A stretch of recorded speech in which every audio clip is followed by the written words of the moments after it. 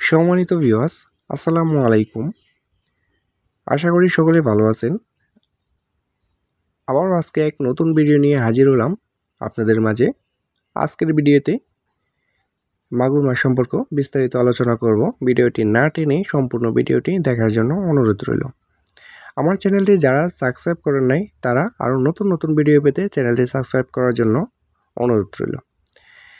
সম্মানিত ভিউয়ার্স, এই মুহূর্তে আমার ভিডিও স্ক্রিনে যে মাছগুলো লক্ষ্য করে দেখছেন, এটি হচ্ছে নতুন বছরের অরিজিনাল চকলেট কালার হাইব্রিড মাগুর মাছের পোনা। এটির সাইজ হবে 2 থেকে 2.5 ইঞ্চি এবং 400 থেকে 500 পিসে 1 কেজি। তো যারা এমন সাইজের হাইব্রিড মাগুর মাছের পোনা পুকুরে চাষ করতে চাচ্ছেন তারা অবশ্যই আমাদের স্ক্রিনে দেওয়া নাম্বারে সরাসরি আমাদের সাথে যোগাযোগ করতে পারেন। আমরা সারা বাংলাদেশের মধ্যেই কিন্তু ট্রান্সপোর্টের মাধ্যমে এবং আমরা নিজে গিয়ে এই পোনাগুলা হোম ডেলিভারি দিয়ে আসি।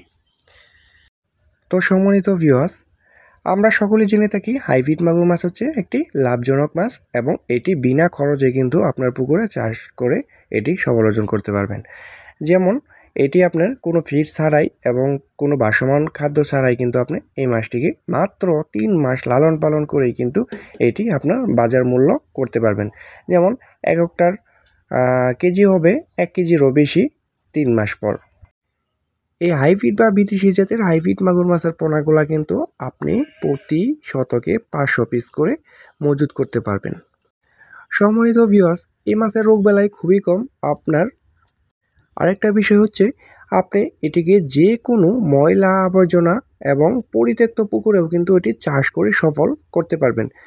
যেমন দেখা গেছে এটি আপনি যে কোনো ময়লা আবর্জনা, পানির রং ভালো না, পানির রং খারাপ, আপনি এটি এইরকম ধরনের পুকুরে কিন্তু চাষ করে কিন্তু এটি সফল করতে পারবেন এবং একটি পোনাও মারা যাবে না।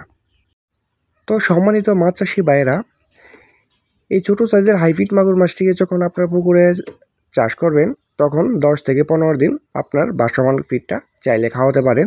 তারপর থেকে আপনার মরা মুরগির লিটার এবং গরুর লিটার এবং যাদের ফার্ম রয়েছে, যে কোনো গরুর ফার্ম, মুরগির ফার্ম, হাঁসের ফার্ম, তাদের জন্য কিন্তু এটি বেস্ট। তারা কিন্তু এই মাছগুলা কিন্তু আপনি পুকুরে ছাড়ার পর আপনার খাম থেকে আপনার যে লিটারগুলো রয়েছে এইগুলা কিন্তু এটিকে খাওয়াতে পারবেন এবং এটি পুকুরের প্রাকৃতিক খাবার খেয়েও কিন্তু ময়লা আবর্জনা খেয়েও এটি বেঁচে থাকে, এটি কোনো ফিড লাগে না।